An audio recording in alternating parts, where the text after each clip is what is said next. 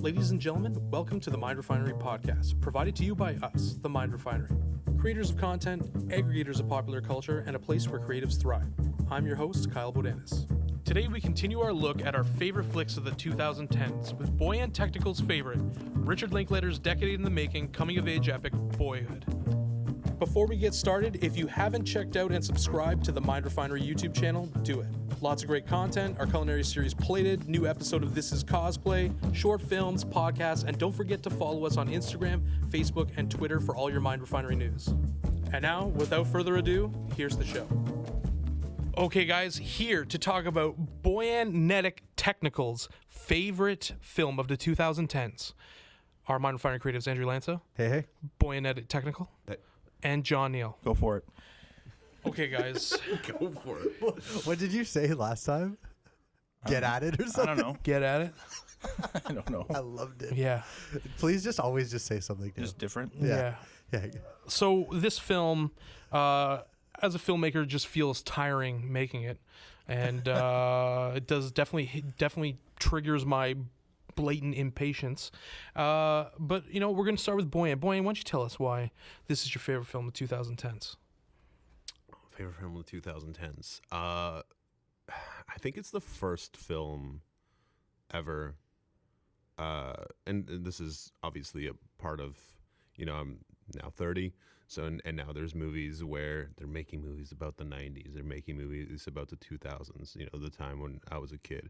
So for me, this is the first movie where I watched it and I was just like, fuck, man, he got it right. Like, it's right. It just feels so right. It feels so authentic.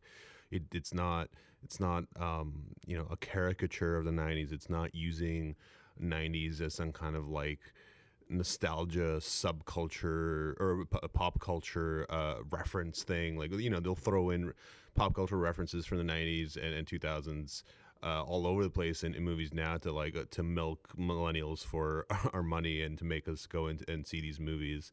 But it's always so cheap and just badly used. But this was just so real, so authentic. You know, the first scenes are, you know, kids in a neighborhood, you know, unsupervised, going around finding their own fun. You know, the kid, his Mason's watching. There's a shot that literally starts from an opening shot of Boo in the Dragon Ball Z Boo saga. Like, that's when it like first gets me, is that okay, it's speaking to a time that I completely understand, and a childhood that I mean I'm different childhood, but in some ways there's aspects of it that I completely understood, and it really felt authentic and real to me. And he treated it with respect. Yeah. I definitely think that this was a monumental filmmaking effort, and just like the certain level of stick-to-itiveness in order to do this, doing this whole thing over the course of 12 years. And I think your note about authenticity is spot on, because like, it's a coming-of-age story, but it's a legitimate coming-of-age story. Yeah. So this grew with the actors, and the script evolved with the actors, and you know, and it took a concerted effort of, you know, several people and a filmmaker in order to, you know, to make this happen, have it to turn out as it did, and to going through the various, and it doesn't even just go through the various parts of the kid's life, but also the relationship between two adults who could not work it out. There is clear frustrations with that, who then have to put it together and find their respect and love for each other in more of like of a platonic way. And I thought that was really good. I think that's a testament to the performances, which we'll get into. I mean, I really like this movie. I've been on board Richard Linklater since before Sunrise. Like, I had loved that movie, and you know, I've happily followed his career, you know, for the most, especially for my adult life, and I loved this movie a lot. And I just want to add, especially what you brought up. I think, you know, for somebody, he's somebody who grew up in the 70s. Like, he was a teenager in the 70s, and for example, Dazed and Confused is something where I can't say for sure, but it feels like he got the 70s right. He got that authentic experience just based on his own he was growing up. But to do that for a 90s to 2000s film, something that he didn't experience that childhood, and to do it so right is pretty interesting and pretty amazing. Yeah, I'm in the Boyan camp on this one. I think it just felt right, sort of right away, and it just I don't know, it just had a tremendous impact on me because it was just like you said, it felt so authentic. Everything was authentic, even the shooting style that they had throughout the whole thing. It had a level of realism to it that almost the film didn't really feel like it was scripted at all, actually. It just felt like they were really talking, right? And the way they set it up and the circumstances that they put them in. And I think even Linklater said he looked at it structurally as just a series of short films that were kind of strung together. And when the movie's over, it all kind of just makes sense, like, because the scenes are not necessarily that important, but there's sort of moments, I guess, when all added up at the end of the movie, it just, like, you just get it, right? And it's either you sort of get it and understand everything, or you just kind of don't really, I think. But I got it right away. You're not seeing plot so much as 4 story arcs play out, which is kind of what I like about it. And the character growth is amazing. Yeah. Honestly, like, I saw this movie at theaters. I watched it. I thought it was a very sweet movie. I enjoyed it. I don't know if it resonated with me as much as it did with you guys. Like, again, I cannot stress how, like, what an achievement in filmmaking and storytelling, like, following the story over, as you said, 12 years, filming with these people once or twice a year, every year for 12 years. Like, that's crazy. So I completely respect that, and I don't dislike the movie at all. And I think it's like a very nice coming of age story. I think it's a little bit like, I don't think it says anything new. I feel like that story has been told so many times, and the uniqueness it brought to that story is the I'm not gonna say gimmick, but like the artifice of it, of doing it in over a 12-year span. I think that's what it brought to the table. In as far as narrative goes, I don't think it really brought anything super new to the table. I thought the performances were great. You can kind of tell there's like not a lot of people in that movie were like actors. Am I wrong in that? A lot of people just kind of like seem like very authentic. Obviously, like, you have like Ethan Hawke, Yes. and Patricia Arquette, like, clearly they're actors, but yeah, I don't know, just overall, like, I liked it. I watching it again for the podcast was great. I really enjoyed watching it. I mean, it's 3 hours. I feel like it could be tightened up a little bit here and there. I mean, like you said, there are moments, there are like full like walk and talks and like full like one take, so it's like you can't cut those down. I feel like maybe you could have, I don't know if you, like, as I said, you can't cut down scenes, but maybe like lose a couple scenes. And I couldn't maybe the one scene that I felt like maybe was a little bit long is when he's like talking with the girl. She's on her bike and they're like talking about like, this girl likes you, come to this party. I don't know. Like, again, I get they're like little moments in time, and maybe if you lose one, you kind of lose that feeling throughout the whole thing. So, but overall, yeah, I liked it. I just didn't love it. Notable scenes. What did we like? I mean, the scenes, the relationship with the father was interesting to me. I mean, obviously, personally, I had a completely different experience with my father, but those scenes still kind of stood out to me because and this is also a credit to Ethan Hawke's performance in this, is that the father is kind of, you right away, you can stereotype him as like, oh, he's like a scumbag, sort of bit of a fuck up, a bit of a fuck up, absentee, hasn't been there for years. They're like, and you know, he shows up all of a sudden, doesn't know very much about parenting because he's very little experience. No, he's a weekend warrior. So yeah, he's a weekend warrior. I mean, like you right away, you put him in this. But he loves his kids. But he loves his kids. Like, yeah, and as time goes on, he's trying. Like, he's trying. He loves his kids. He's trying to build a relation. You know, that's that scene where, and it kind of pays off throughout the rest of the film. The scene where I think he was gonna take them to the ball game or something,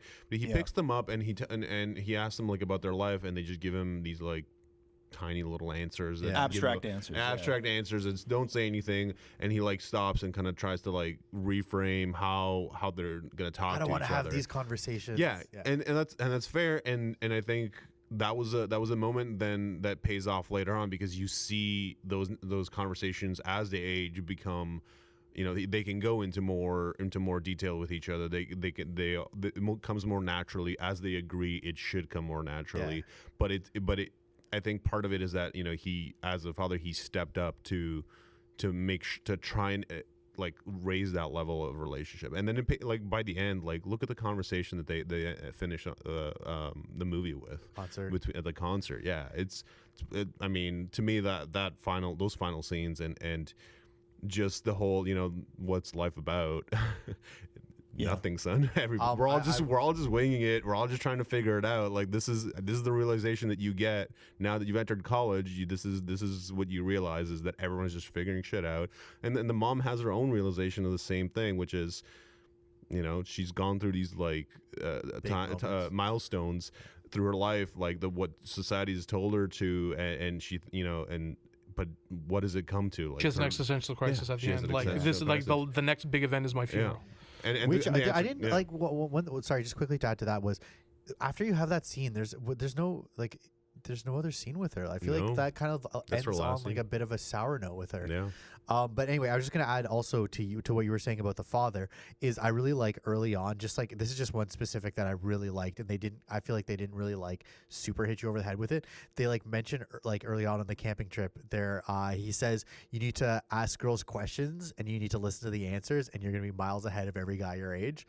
And literally like every conversation he has with girls after that moment, he's always just like asking questions, building off their answers. That's your bike scene. Like literally, that's the exactly. bike scene. So when you said that sequence wasn't that important, that literally. That's why I know. That's why I walked it back. Okay. I'm a huge Ethan Hawke fan. I really like it. Like I love Ethan Hawke. I've never met one in the flesh. Yeah, Ethan here we Hawke go. too. First Ethan Hawke. Gattaca's Gattaca's that's my first Ethan Hawke movie. As soon as you say Ethan Hawke, Mine was Reality Bites. I loved it. But so yeah, like all the scenes with the dad, I love the first scene where he picks them up, like when they're really small and they go bowling and stuff. I don't know. I really like that whole scene from the time the mother kicks him out, and then there's a baseball scene where they go to an Astros game. That's the scene I was gonna say. Right, and they're just kind of sitting in this, like they actually shot that at a real Astros game. You could tell. But was I think stolen. Or no, definitely I not. don't think it was stolen, but I think it's like very Stolen. gritty. They Set up a camera, one guy, you guys do it. There's one guy on the stairs probably shooting it, and they're just panning and reacting. Yeah, to the and there's probably actors, like there's a no one else. director. Yeah, I can just see the location manager being like, "We will not obstruct the vision Yeah. of the field, and we can do this." But the shot they got Zoom was lens great. on the side, 'Cause don't block it. The shot they got was With the great home run? for that moment with the home run, because it was a line drive down the first base line, and they just panned right away. over. It was almost like it was choreographed. Was there any sign stealing? Probably. Okay, I don't get it. I know. good. Oh, Okay. is that a baseball? Is this Sports. Houston Astros. Also, the other scene that I really liked was how the mother has the two relationships that don't work out with the other two guys. The first one, that bugged me.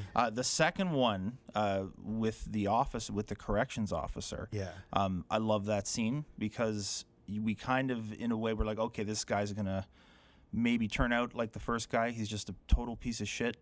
But then he just turns his back and he's got the corrections sign over it. So it's like, oh, I get this guy. Just from that one little thing, you're like, oh, he's a corrections and he's officer. a former Army. No disrespect to corrections officer as well. But like, yo, shout out to Rick Ross. But no. So anyway, he's going through some shit, right? Obviously, like he's going through some shit. Clearly, yeah, mentally, with PTSD and all that. Yeah. So like, okay, so he's still a dick though. Like, yeah, but I mean, at least I understand maybe why he's a dick. Yeah, I don't know. I just feel like it was like with just in relation to like both the mom's new husbands not working out. I'm just like, okay, like, oh no, like the first guy's an alcoholic. Okay, oh the second guy's got PS. Like, I don't know. And then, oh no, you know what? And the second guy, PTSD, but like the first scene that they show him and it opens up with him drinking a beer. I'm like, fuck, it's going bad again. I know, and also one thing I did like though, and he's like, "What? Hey," like when he walked in, he's like, "Hey, what time is it?" He's like, "I don't know, after midnight." He's like 12:15. He's like, "It's your birthday." I was like, "Oh, this guy's dope. He's gonna be," because I kind of forgot I hadn't seen it since I saw it at theaters. So I was like, "Oh, okay, this guy's actually gonna be dope." And then no, he wasn't. But look where it went. It went from that to it being just after 12 and then him flipping out. Yeah, exactly. No, I get that evolution. I like that scene from Mason's sort of. He's the key character. I like it from his perspective, and that's the first time where he kind of like just stands up for himself. He doesn't give a fuck anymore. He's been through these like dysfunctional, shitty boyfriends. Yeah, but then he even drops like "You're like, not my dad." Yeah, well, I mean, yeah, okay, but like he doesn't. What else are you saying? I mean, he didn't care. I'm just saying it was just those moments. I found like those little moments were like a little bit cliche here and there, but then it's done well. Like the turn the back with the corrections, like that was done well. Yeah, like, and that it was so good thing. subtle, right? But you got it as soon as you saw it. You were like, okay, 100%, this makes total sense now. It just in that one little thing, him having corrections on his back, it just says so much about that situation, the character, everything. You're like, yep, yeah. No, I thought that was good, but it was just like, I don't know. I just thought there was a few moments that were a little on the nose. My favorite is probably the one at the end where it's like her graduation and whose graduation? Sorry, is it Patricia Arquette's or what? What is the party at the end? It's his graduation. Oh, sorry, his going sorry, sorry, my two. apologies. There's her just her students having a party, and then there's and her one friend's hitting on him. She's like holding the bottle of wine, and she's like, "Do you need to drive to college?" I'm like, "Dude, what?" What? I was like, "What?" I'm like, "That happened." I really like their relationship, her and Ethan Hawke's, because like he is the typical was too young to be a father and not ready for it. And she's the one that like gathered her shit together and became the mother that she needed to be, and he fucked up. Exactly, and he, you know what I mean, and like his thing is getting his shit together, you know what I mean, and you see that story arc with him progressively do it as he, gets better, starts starts knowing more about life himself, understanding that he has responsibility. Grows a mustache. Well, yeah, grows. Obviously, facial hair is super important in terms of like. And then at the end, he just tells her that she did a good job. Yeah, that was with a nice the kids, moment. and it's like okay, and in order what it took for them to get there from what it was before is like really, really big. And then also when he goes to pull out and he's like I'd like to help out, and he's like, I don't have any that's money. like a little bit of a step back, and like he's still a bit of a he's kind of a dick. Let me get like it for my wife's first sort of. But he's like calling himself out on it, like he's doing it with a laugh. I know, I thought that was a nice moment. I like that throughout the movie, like there's so many of these TV movie relationships where it's like, oh, they got a divorce and now they just fucking they hate each other, and every chance is like for a dramatic. Like, it's a complex relationship. So it's a complex relationship. Yeah. Obviously, there's tons of things happening. Oh boy, under everything. There's what's it called? Yeah, there's things beyond what's on the surface. Subtext. Oh my God, words. Sorry. No, I know. Sometimes you just fucking lose the one word. Yeah. You're like, no, I get it. There's also like 3 different words for it. So it was subtext. There's tons of subtext, and you don't see that like just stereotypical, just yelling at each other, hating each other every time they see each other. It's a relationship that evolved, and then because they had to, like if the one thing they always had in common was they loved those kids. They loved them in different ways. They were responsible in different ways, but no, they genuinely that's they at least committed to that. And she doesn't really question his love. It's always his ability to be a father, right? Like it's not she's not like it's always a question of his responsibility and like him not fully understanding what that entails, and her, because she's the mother, she has to she has to do it. And then like also what I liked about it is it really grabs the awkwardness of your parent having to date and find someone else, because like this guy doesn't work, so she needs to find companionship for herself, but it's doubly difficult because that person has to be suitable for kids. And I remember when I was younger, my mom dating, I was lucky that the person didn't end up being like the alcoholic stepfather, which I feel like some of my friends ended up having.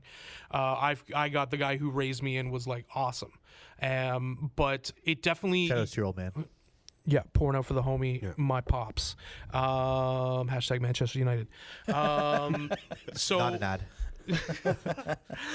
So I got the knowing what it's like to, seeing people being, being introduced to people, but it was getting that more of the experience that some of my friends went through, like, yo, my stepdad's this and my stepdad's that. Like, I didn't fuck with that stepdad shit because he wasn't stepdad, but I heard it, and then like to see it manifest, and you kind of see where it's gonna go, and like it's her also realizing, like, as you're in these situations where it's always when you're when it's dealing with kids, it's like this dualism of you have to deal with things for you, but you have to take them into consideration as well. I mean, you see that with Ethan Hawke as well, where it's like, yeah, you love the kids, but then there's a whole other thing with it. Then you have their relationship where it has all the problems of a interpersonal relationship between two people, but then it's also, we have kids involved with it too. So like, you can't hate each other and have it be constructive, and your feelings have to be buried, and it explores that complexity scene by scene, and I really, really love it. We gotta move on though. I apologize, I took up most of the end of the time. This was, I mean, John, you hinted on it, where it was like very, lifelike in the way it was shot as well. I mean, like, different reviews I've read kind of describe it as like verite fiction, in that it is fly on the wall in terms of like a documentary from its just there are some point. like dolly shots and stuff though. Some not like, necessarily. It's more like how, not necessarily like just like the camera move per move, but more in terms of like the narrative and how it is, because it's set over set over time. Yeah. And yeah, I really, really like that. But like, for me, this kind of is the ultimate coming of age movie, because it's like form equals content, in that they did watch these people come of age. Literally filming as he comes of age. Yeah, I think it's also kind of interesting. Like, it's Linklater as well. He's one of the coming of age directors, probably, right? And like, other people would be like John Hughes. I don't know. I'm trying to think of others that have sort of done. Well, you're gonna where a lot of their movies. Who directed Stand By Me? That was Reiner. Yeah, there you go. That was a big one. Yeah, but Linklater's done a bunch of these now, and this is like just coming of age movies. So I think it is. I think it's the ultimate coming of age movie, because it literally is coming of age before your eyes. And I don't know. It's so on the nose with that. You didn't like that? No, I was just thinking if it was. I was like, it was like a pondering entail. Yeah, and all his things are like these slice of life style observations of it. I mean, this is a segue into really well into is this, obviously there was massive acclaim with this, nominated for an Oscar. I believe Patricia Arquette, I believe, won for this movie. Was it just nominated for Best Actress or Best Picture? Best Picture as well. Supporting Actress. What did it lose to? For. Birdman, I think. Birdman won right. Yeah. We talked about that. Yeah. Birdman. It was a Birdman's good year. Birdman's a good year for movies. Yeah, it was a really good movie. It was a good year for movies. So, like, is this peak Richard Linklater? I think so. I mean, for me, honestly, Dazed and Confused for me is his best. Dazed and Confused, honestly, really good. Not my favorite. I watched Dazed and Confused my first time, like last day, I think, of grade 5. It was the last day of school, I remember, before summer holidays. I believe it was grade 5, and it was just like the most perfect movie to watch. And like ever since then, I've seen it a dozen times, and it just holds up so well on every viewing. Like, I love that movie so much. Really good. So much. Yeah. I just think this is all of his skills at work in one movie, and it's pushed up to the max. Because like I said, either you love this movie, I think, or you kind of don't really see it that much. And there's like sort of two camps for this, at least for everyone I've talked to about it. But like, I don't know, like either you love it like us, or you know, whatever, take it or leave it. And that's okay. I'm gonna say, I really hope it's not his peak. I just hope not because either, in terms of his filmography, in terms of what he's done, there's not very many low points, or at least when it comes to a movie that he's directed and written, and he's had a lot of success with. Yeah, he's had a lot of success. Maybe low points in terms of like doing other people's movies, sort of thing. Bad News but Bears. Paid his dues. But when it comes to his, he's just like, even what was the movie that came after the one in the college? Somebody else, or no? Everybody Wants Some? Everybody Wants Yes, Some. That was fucking awesome. That was like a See, I'm the same. like a I sequel enjoyed to it. Dazed and Confused, and it was I loved the shit out of that But movie. this is the thing I like about Linklater, though, is he's able to kind of take these sort of slice of life, very specific type of movies. Like Take Everybody Wants Some, which is about like college baseball team. It's a coming of age. Yeah, frat for guys. college That's like the people. first weekend before school. Right, but that's very specific Yeah. as far as who it's about and who it's sort of geared towards, right? My brother saw that movie, and he was on a team in university in the States for 4 years, exactly like that. And he said, this movie was my life. I've never seen a more accurate sort of thing about this, and I loved it. And that's what I mean. He's just, you either get it or you don't, I think, for Linklater movies. That kind of So yeah, I have those I don't, slice of life movies. I hope it's not his peak, because I think he can still do incredible things. He still has a long career ahead of him. He's not an old guy. Near the end of it, there's no like visible like slump to his career. I think he can still do incredible things. In terms of doing something on the scale of this, I don't think he can top it, because it's just like, This is one of the most ambitious movies. Even if he put did, together. I'm going to follow these people for 20 years, like that would still be like, oh, okay, so you just thought you'd make a better movie by doubling what you did before. Do a Like sequel. it just wouldn't be. Yeah, it just wouldn't be the That's same what we were talking thing. about earlier. It's just Man, doing a sequel. It's a fairly Just keep unique. filming. It's a fairly unique act Old in dudehood. that way he won't be able to top it. But I really think he can do even better things in the future. For this, I have trouble separating, is this the best Richard Linklater movie, and is this my favorite Richard Linklater movie? Again, like the Before trilogy. For me, when I watched Before Sunrise as like in my 20s, it's, it was the kind of movie where it's like these two people meet and they spend one night together, and the whole thing is looking at, you're watching in real time, not real time, it's a fucking 2-hour movie. But like Yeah, I know what you mean. Yeah, you're seeing, you're seeing these It's like people. a specific moment You're seeing of time. these people who like need a moment like this to find themselves in another person, and this idea of like the transformative nature of like falling in love, especially in your 20s, when it's like you're like simultaneously the most excited but also the most unhappy, because you're trying to achieve things and you don't necessarily know how you're going to do that, and relationships are difficult, and you're trying to figure out where the fuck you're going to go, and it's so tough. And like he was able to encapsulate that and then stretch this relationship out over 3 movies, with Before Sunset and then Before Midnight, which is, the characters, kind of, they're married, the fairy tale has come true, and this one night they had together has turned now into a relationship against the odds, but you start seeing the warts of those relationships and infidelity, and what's it like when you start to hate each other, because all relationships are, to an extent, even the best ones are like this like love-hate thing, where like in moments you love the other person, and in moments you hate the other person because of that familiarity. Familiarity obviously breeds contempt, and there's closeness, and his ability to convey that, and his ability to convey emotional weight, like I find staggering, right? And I thought that's what this film was able to do.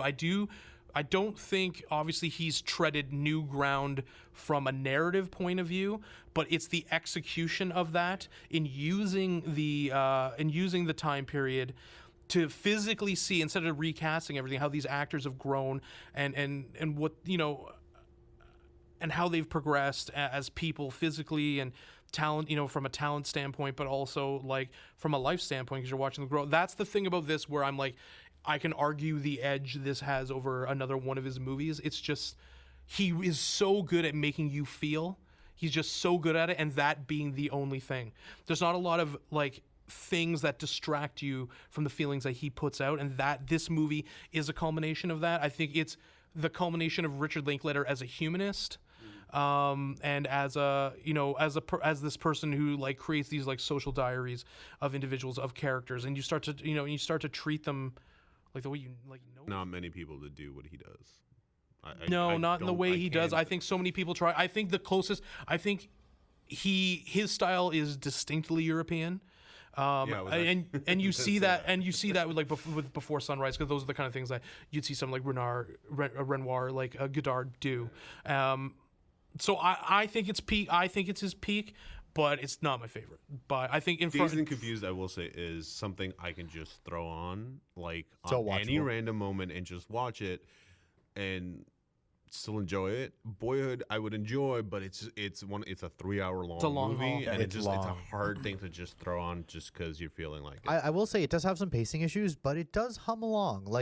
There was never a point where I was like, oh God, how much time is Yeah. there left? There like, was times where I thought, I'm like, oh man, I want to see more of this. I want to see the Well, resolution yeah, I mean, to this, but then he skipped exactly. Because to on like the 2 years first, after. because on the first viewing, it's discovery, right? But it's Yeah. like really discovery in that he's switching time periods.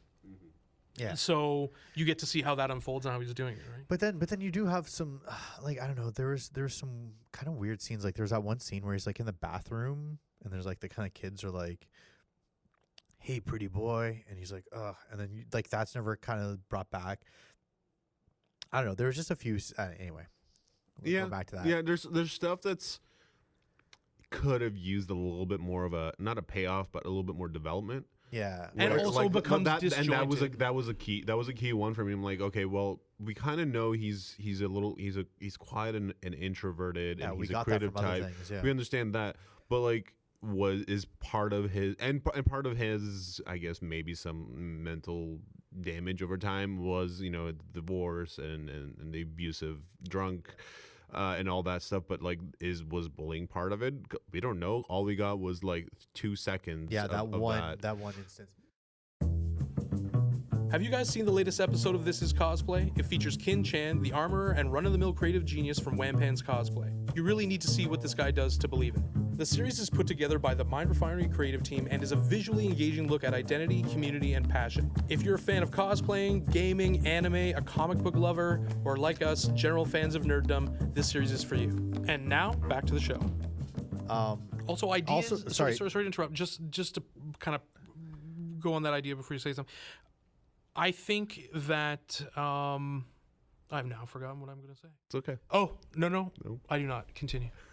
Also, Sorry, no, I remembered. My apologies. Don't mean to trigger you. Because of the Already nature, triggered. because it's auto. It's male. It's confused male posturing. It's what it does is it. It's disjointed, so you lose some of the continuity in some stuff naturally. Because it's yeah, like, but oh, that's what the editing's for, and you could have just lost that scene, and then we wouldn't have known it was shot. yeah, but I'm wondering. and you don't lose anything from the overall story if you lose that scene. Yeah. Anyway, that's one specific, but also like things they're like just you were talking about payoff was also just like I felt really bad for the kids that were stuck with what's his name, Ted. The first husband. Yeah. Yeah, it's like they're like oh you're my kids. I worry about you. Like there were two great characters. There was like some like the boy was good, the girl was good, And they like got along. Like that was another thing I that could thought that have was so could have cool, gone into yeah. the trope of like, oh, the kids hate each other, or Yeah, the yeah, parents yeah, are yeah. favored. No, they're all being hanging favored. out together. Yeah, no, and that's like great. there was like some nice moments between them, and like you even saw them grow up a couple times, and then they get taken away. They're like, go, move, get in the car, and then like you never see them again. Like it's just kind of like, oh, I don't know, you're my kids. I have to worry about you first. And you're just like, what about those kids? I don't know. Movie would be too long. Yeah, I know it's 3 hours. Another 3 hour Well, like have the kids at the fucking at the graduation party being like, oh, we got out after soon after you We got like out. soon after you left, like our mom came and got us, like oh, like it's been nice keeping in touch with you, thanks for letting us know you're up to, I don't know, something. Yeah, and they still had the internet. Like it's Yeah. Well, they said they were email, going to email. Facebook, all Yeah. that stuff. Also, okay, at the party there was like Ethan Hawke's brother, I think. Was at That the was party? the only at the time end. he's Oh, introduced. Okay, Yeah. I was gonna say, I'm like, did I miss him in a scene before that? Because he Who seemed is like this dude? yeah. I guess he was there to like introduce the whole like now they're old enough to be like giving him male wisdom. Yeah, Yeah. I don't know. It just seemed weird. I'm like, did I miss a scene this guy was in? And then I thought, I'm like, maybe it was the roommate, and then the roommate is the musician. I was like, oh no, the roommate's the musician. Was that guy? I feel like that guy was like, is that guy a real musician? The I roommate. don't know, but he feels so real in that role. Like I don't this, know. Yeah, this I like don't know. this like Him, I can't remember, I burned just saw out it. Yeah, like he's just, like, napping 45, on the couch. 50-year-old dude who's 50. I don't know, He's not 40s. Let's say whatever. Burned out. Like he's Yeah. still into music, but he probably should have quit a long time ago, sort of deal. Definitely should have quit. And just almost full-fledged. He's guy fine. on You know, the he couch. should have sold out like Ethan That's a Hawke's. pretty big venue. I don't know if he's got a couple bodies in there. They're doing all right. Yeah. The other thing I like about this movie is there's a couple little jokes in there that, like, Linklater has the ability to do laugh out loud comedy, like, Dazed and Confused with the all right, and all that stuff. Chicky That's later. totally classic. But like in this movie, one of the Chicks don't want to hear that shit. one of the moments where I like laughed out loud was when they're going around putting Obama my Biden posters, and the Sees one the carry sign and the private property. okay, I'm gonna and shoot you. they come across the one guy With the, who's with just the like, flag, "Hey, with can we the put a Confederate flag." Obama sign on your Oh lawn? my God. Do I look like a Barack Hussein Obama supporter?" Hussein. yeah. Hussein. Yeah. There were emphasizes like, there were this definitely a couple laugh out- things where I yeah. looked at it. I'm like, okay, a lot of this. Okay, I understand this. That this happened. This similar things happened in my child, and then I'm like, no, this is definitely just This is- Texas. yeah. The Pledge of Allegiance to Texas. Oh, weird yeah, the shit. Pledge of Allegiance Allegiance is just all in general is indoctrination. super brainwashing, awful. Yeah. Yeah. And then that guy, and then Grandpa with a gun giving it to his 15-year-old. See, That grandpa that was scene sweet which as is hell, though. amazing. That grandpa was sweet as which hell. is Yeah. amazing, but like that's purely yeah. a Texas. And And then- I like when thing. they're at the church listening to the pastor and he's just hugging his wife, just smiling and nodding. They're both just Yeah. loving it. Yeah, loving it. God love What him. do we think about cinematography? Lee Daniels. Great. It was good. I don't know. I didn't. It was not lots of Was natural that- light. No, I actually didn't. I didn't look into it. It feels like that was shot on film. It was 35. 35. They Okay, argued for I saw. 35, I yeah. saw. Well, like- think about if they Yeah, I had saw to grain. change I the saw format. grain is Yeah, and if they had to change the Yeah. format over 12 years. Well, it's just the third part's in 3D. 35 was still a thing. Oh, that yeah, you could- exactly. Digital was not that. no, great. no, exactly. So yeah, no, that was 100% Yeah. 35. That's why they all the did way it through. though. Yeah, Is because they didn't want anything to change. They wanted Yeah. it to move because they knew seamlessly. he knew that it would be evolving. Like HD would be evolving. And actually, I'm kind of glad that there wasn't some kind of with every Oh, new now couple it's- of yeah, now years it's we're 8 mil, we're now gonna it's do 16 we're gonna mil. do more color, less color, or Yeah. blah blah. No, it was very uniform. Like, I think a part of it is that it kept a look throughout. 100%, 100%. Very Instead of consistent, trying to very like uniform. evolve the look with the film, that's just sometimes that works with some films, but for this it would have been just hokey. Yeah, and back to what I was saying about it, the whole realism and how it kind of felt sort of almost doc style, but not doc style. Yeah. It reminded me a lot of the photography in Jurassic Park, actually, the very first one. Because Wow, okay, I didn't see that. Jurassic Park it just feels real. Like it's in that 1851 frame, right? They didn't want to make it seem overly cinematic. Like they wanted to sort of put you there and Yeah, make yeah. you feel like you were there. And it's similar, I guess, in that sense, where it's more just like sort of letting it happen. It sort of felt the same way. Just Yeah, from a how lot it was of shot. like times- cinema verite. How do you? Yeah. Well, what you're doing is you're letting what's happening in the frame Yeah, fill the frame. but not to say that there were some stylistic shots. Yeah, of like just- some like yeah. nice dolly shots and like nice tracking shots, like lots of one takes and stuff like that. But yeah, for the most part, it was just very much like just kind of like set up the camera, very minimalist. How many frames? Don't get in the way of the story in this one. I How- think yeah. the verite part is that don't put the camera in the story. Like it needs to just stay out. Yeah. Yeah, it followed the action. Like the movement always followed the Yeah, action. yeah. How There many wasn't- frames of a velociraptor do you think he used as a visual reference? A lot. I have to say, I've never heard of Jurassic Park being brought up. No, as I an thought example. that was Cinema interesting. I like that. No, I'm not making fun of it. I think that's interesting. It's totally. Yeah, because Jurassic Park doesn't have like the Scorsese shots. Or like, oh, we're gonna whip Pan Dolly into this thing, and it's gonna be very. It's like nah. It's like letting what is happening and the emotional impact like take it. Yeah. Right, like that's what it is. It's a performance and it's a character-driven piece, and they want to make sure that 100%. Yeah. that is the Like thing that I can't even necessarily put my finger on what stylistically it is. It's a bunch of different things happening all at once. But yeah, it just feels But very consistent, Yeah. as you were saying. And one YouTube video I did peruse very quickly, just because you said you threw a random kind of Jurassic Park in there. I saw one that was claiming that it was like a spiritual sequel to Charlie and the Chocolate Factory. Jurassic Park. No, not Jurassic Park. Boyhood. What? What? Yeah, How? I don't know. There's no candy. Where was the chocolate? I'll link you guys. Where I don't is know. the factory?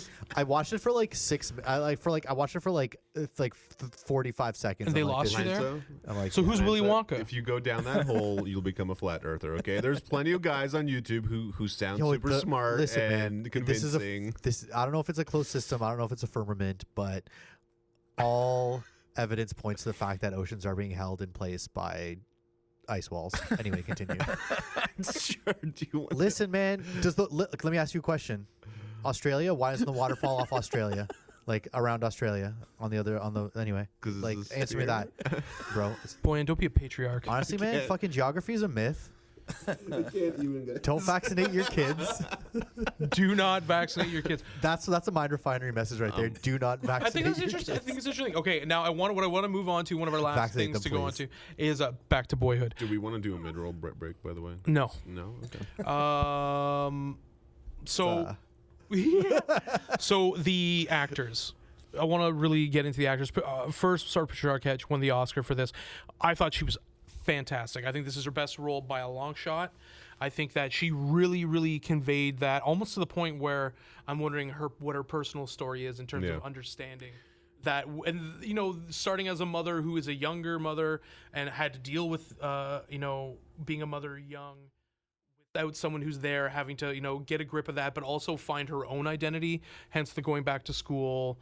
And then it's like mixing these personal decisions that are also decisions for kids. And like, I had a single mother for a bit, and I can't even imagine what that's like, and having to deal with the kids and like trying to also what a corral a strong relationship. person. Like unbelievable. Like what a strong lady. She she killed that role. Yeah, it was really good. She brought like a strength, but also like a vulnerability to that role.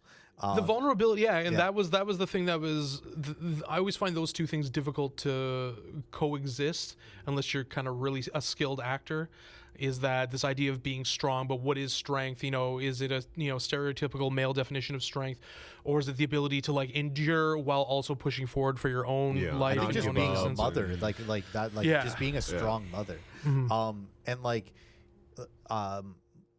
you said, she I think she just did a fantastic job overall. And I don't know what kind of like personal issues she brought to the role, but I think that like we talked about the scene where she has like kind of like the existential meltdown at the end, and I just really wish there was kind of like a better kind of end to her character where she just has that meltdown and she's like kind of just has this weight, and then that's it just cuts, and then like that's the last time we see her is her having like this like it hit her.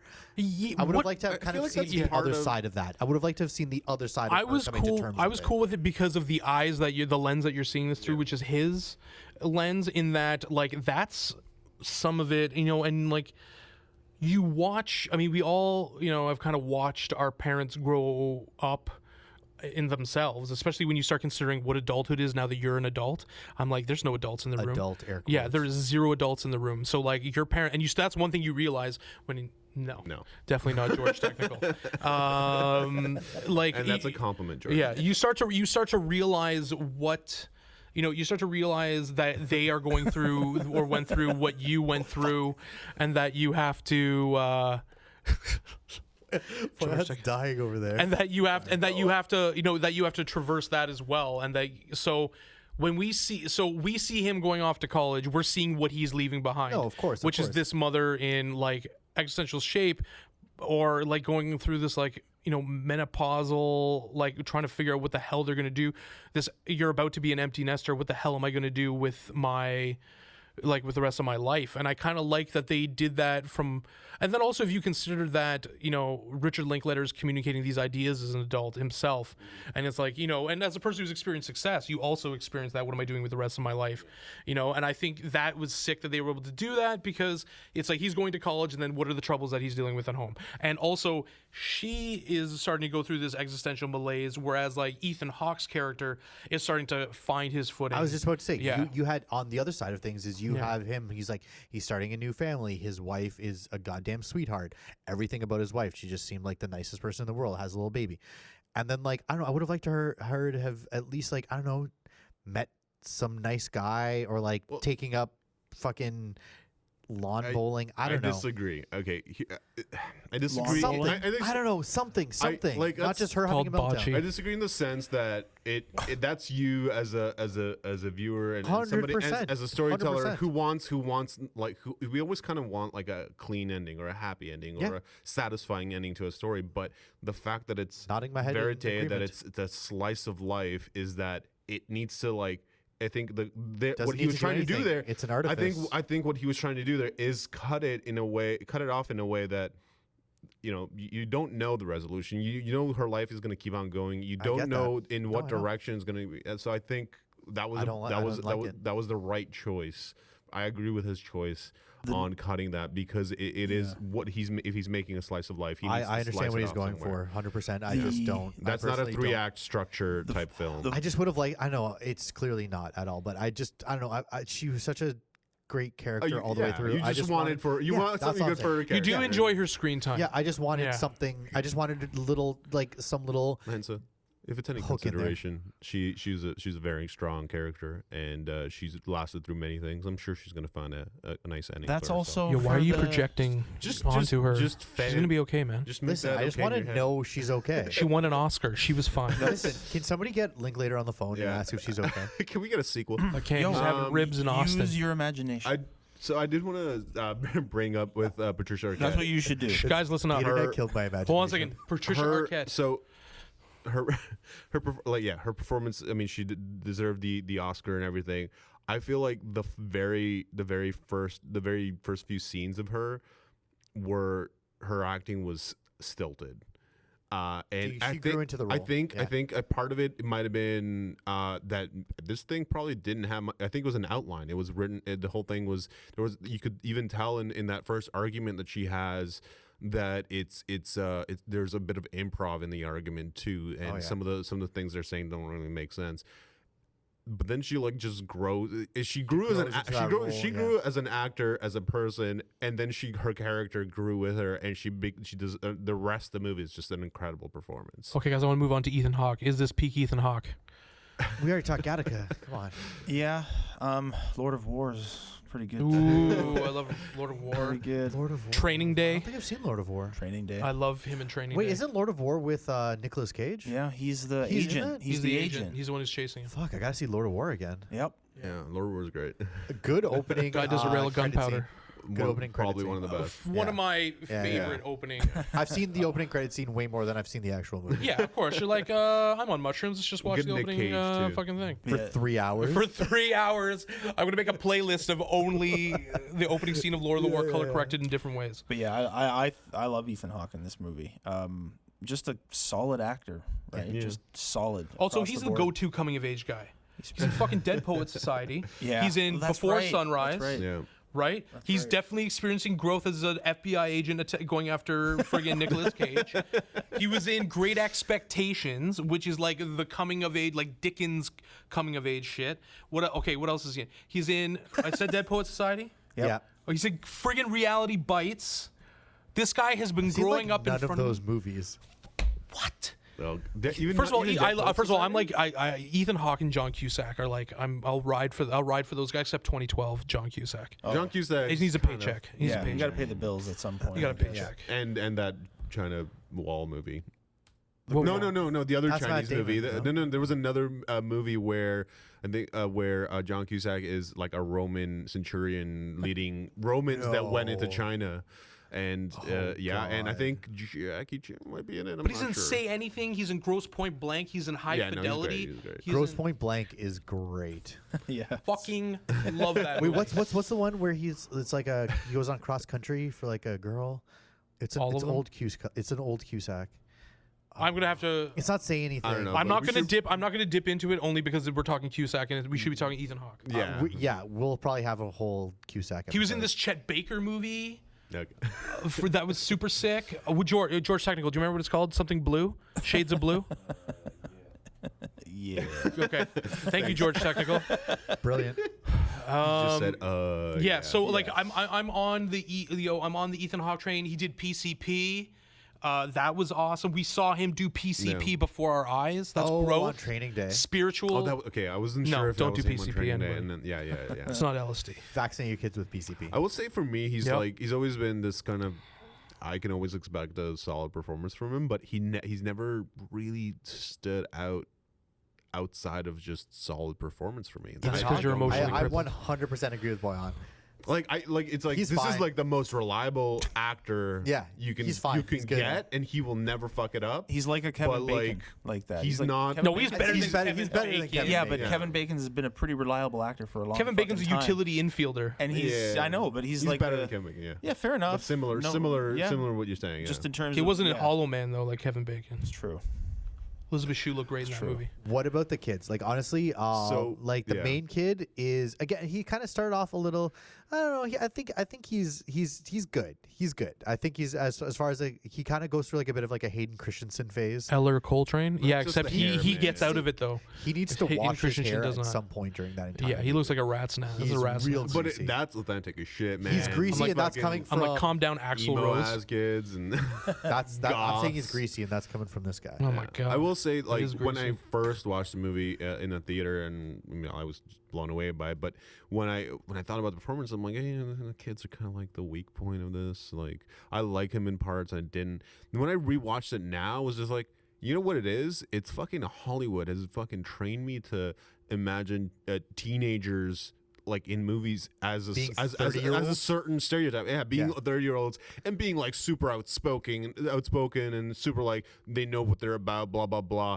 No, man. Also, I remember being Lorelai an Linklater is angsty- his daughter, Yeah. isn't it? And she's not. I think the problem. thought she was great. I think the I thought she problem was is really that good. Hollywood is like the fucking Matrix in that there is fields and fields of child actors in tubes that they grow and then they just do it and then they discard them once they get coke addictions Yeah. when they're like 23. Like and you know what? But there's not enough for teenage actors because they get discarded when they start becoming teenagers, and then maybe a few of them come back as adults, and that like middle ground is just also doesn't they're like, exist. "Oh, you're 18. Can you play 9? Yeah, no. And Oh like, wait, you're 32. Can you play Who's 15?" the Spider-Man actor? What's his name? Tom Holland. Yeah, he's gonna be playing teenagers for a long time, guys. Yeah, And well, he's, like, approaching look 30. at the movie. Can't grow facial Like, hair. what about Grease? Like, people in that movie Oh are my like, God, that's even their worse. high schools are like 45. So yeah, But like, one of my that's why I think Danny's a Scientologist. yeah, he is. I mean, that's And a just, T-bird. And he had his face switched with Nicolas Cage. oh my god. Okay, but I was just gonna say, as far as authentic casting goes, that's why I love Freaks and Geeks so much because they Yeah. actually Yes, Yeah. that's the best. That is Yeah. the Yeah, they example use- of best child. Yeah. they use Casting. appropriate ages for the actors. Maybe whatever, fudging a couple of years. Yeah. Maybe some of them are a few years old or whatever. But for the most part, those are like kids playing kids. It's like, oh, who's playing that 17-year-old football player? George Clooney. Fucking fantastic. It's like it's kids playing kids, and it's a director that gets it and isn't forcing them to like again play to some kind of teenager stereotype.